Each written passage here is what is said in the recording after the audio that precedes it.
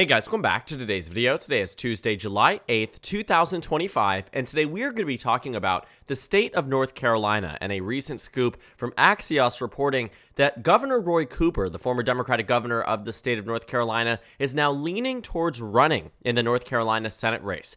They reported on this roughly a week ago, got mixed up in the fray of the big beautiful bill and everything else that was coming our way. So now today we are covering it as the focus has reemerged, not only to the North Carolina Senate race, but the 2026 midterms at large after the bill, very unpopular across the country, has started to make Republicans reflect about their midterm chances, the odds at which they will retain control of the House of Representatives, the odds at which they will retain control of numerous governorships, the odds at which they will retain control, yes, of the United States Senate in the 2026 midterm elections.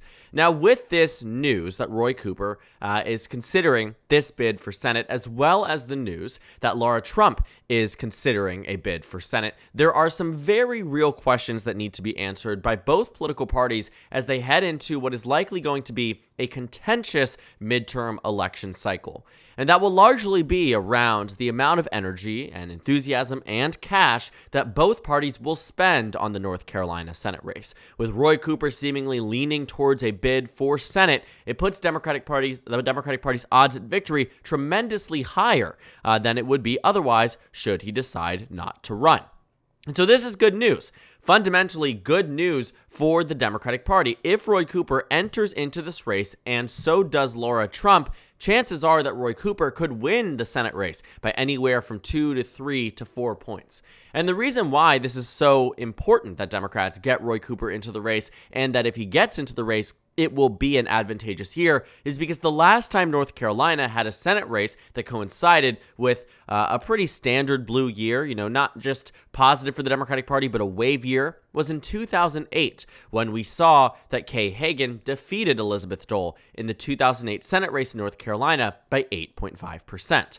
But since then, Democrats have had bad luck. The next time their Senate race was up was in 2010, when Republicans gained 63 seats in the House of Representatives and gained 7 seats on the U.S. Senate level. North Carolina being a state that went to Richard Burr by 11.8%. Then 4 years later, Kay Hagan was up for re-election in 2014. It was the first time she had been elected, running again 1.6% to Thom Tillis against Kay Hagan. That North Carolina ultimately ended up flipping to the Republican Party. Then 6 years later, despite it being a good year for Democrats, but not a wave, North Carolina, like many other states, saw lackluster performances for their down-ballot Senate candidates. States where we saw underperformances in states like Michigan and Maine and Colorado and New Mexico in comparison to where Biden was at the top of the ticket. North Carolina, no different. Thom Tillis outperformed Donald Trump and defeated Cal Cunningham by 1.7%. And 2016, one that I brushed over, but Richard Burr ran for re-election against Deborah Ross, won by 5.7% because Donald Trump was winning the state by roughly 4 points. And so thinking about the next time it was up was in 2022. Believe it or not a great year for Democrats either, even though Democrats came within 3 points of victory in this state. So just consistently, North Carolina has been really out of whack for Democrats. The years at which the elections are coinciding never end up being the very strong years for the Democratic Party. I imagine that if North Carolina had a Senate race in 2012, although Mitt Romney defeated Barack Obama, there's a possibility that Democrats could have done better. Or better yet for Democrats, because 2012, while it was a very strong year for Democrats, 2018 was the last time we remember a blue wave. North Carolina did not have a Senate race on the ballot there. And based on the contested seats in North Carolina in the House of Representatives, Democrats actually won the popular vote in that state. So thinking about the opportunity that has just circled around to 2026, if Roy Cooper is leaning towards this bid, which it looks like he is, the Senate race isn't practically his. He will have to fight for it, and it will be competitive.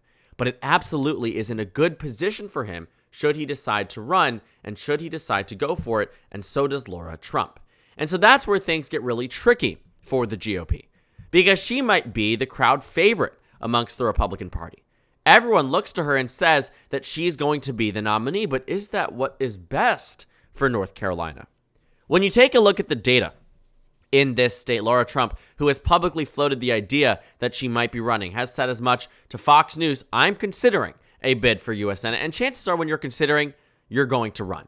In 22, she didn't consider running. She came out pretty early on and said, I'm going to listen to the endorsement of Trump, my father, and endorse Ted Budd, and I'm not going to run because of family. This time around, we're 4 years later down the line, right? Children are older. You have the opportunity to run, and it's an open seat where Donald Trump has not made an endorsement yet.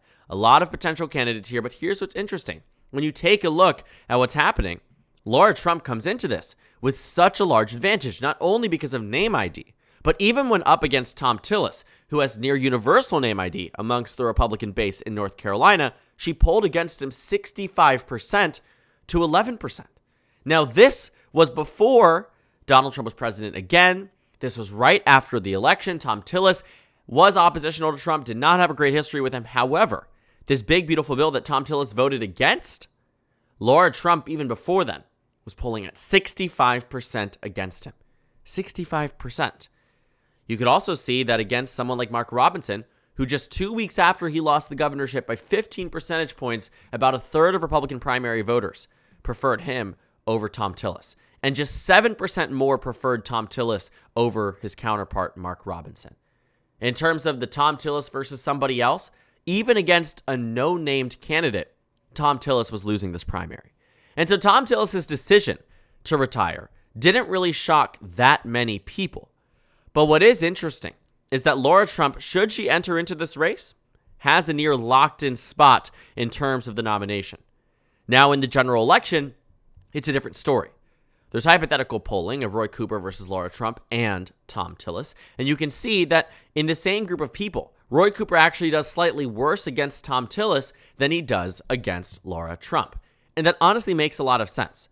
Now, I don't think Roy Cooper would win this Senate race by 5-10 points. That's not the nature of North Carolina, and coming off of an election where Donald Trump just won the state, there will still be a lot of residual Republican support. But in 2026, a year that is largely expected to be more beneficial for Democrats than Republicans, North Carolina does have the opportunity to vote for a Democrat, and they have in the past, even with Donald Trump on the ballot. Roy Cooper's very strong political career that would lead him to run for Senate actually begins in the 2016 presidential election, when Hillary Clinton lost the state of North Carolina to Donald Trump by 3.6%.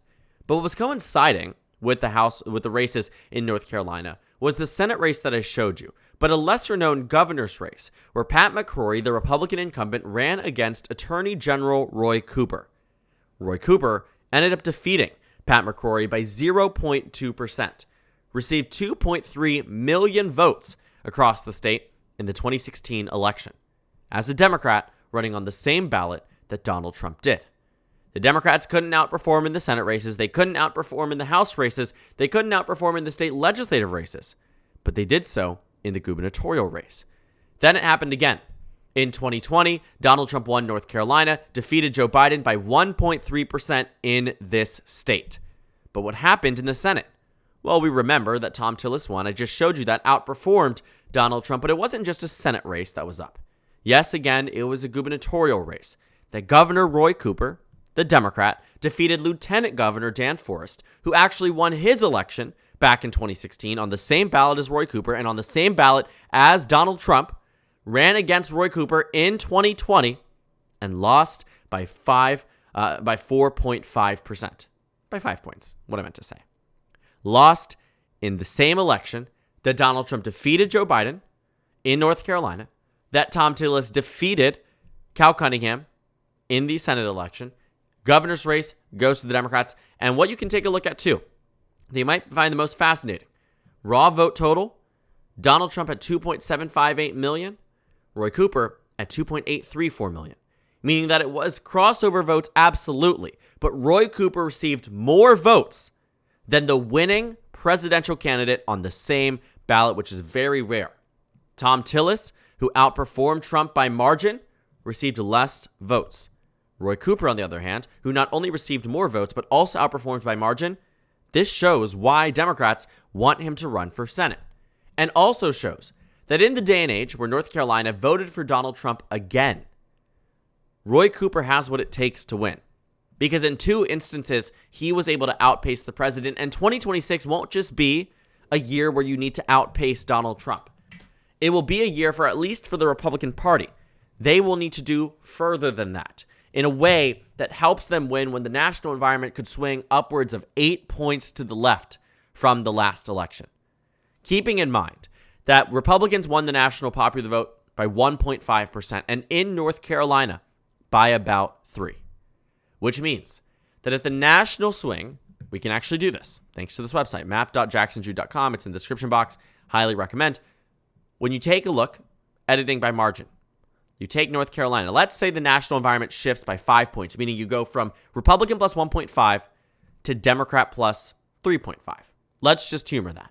For context, Democrats won the national popular vote in 2020 by 4.5%, in 2016 by 2.2%, and 2018 by 8.5%. So 3.5% isn't too far off from what we might see. One click there, almost all the states on the swing state map turn blue, North Carolina being one of them.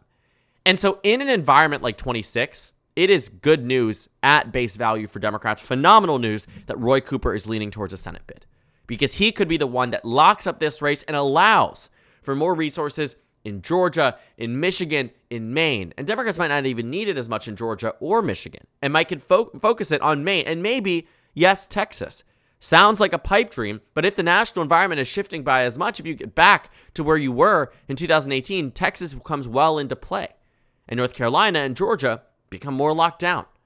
So definitely a lot to think about, definitely a lot to unpack, but this news, this scoop here from Axios reporting that Roy Cooper is leaning towards a North Carolina Senate bid, very good news for the Democratic Party, and if it pans out to reality, could be the reason they win North Carolina in the 2026 election, their first Senate victory in North Carolina since Barack Obama's first election. So thank you guys so much for watching this video. Make sure to comment down suggestions below. Subscribe on the left if you haven't already, and check out the Instagram and Twitter. At the top left of the screen, there's also a Discord server for you to go ahead and join. On the screen, there's a video for you to watch, and then a playlist for my 2026 Senate election analysis videos. Again, thank you guys so much for watching, and I will see you all later today.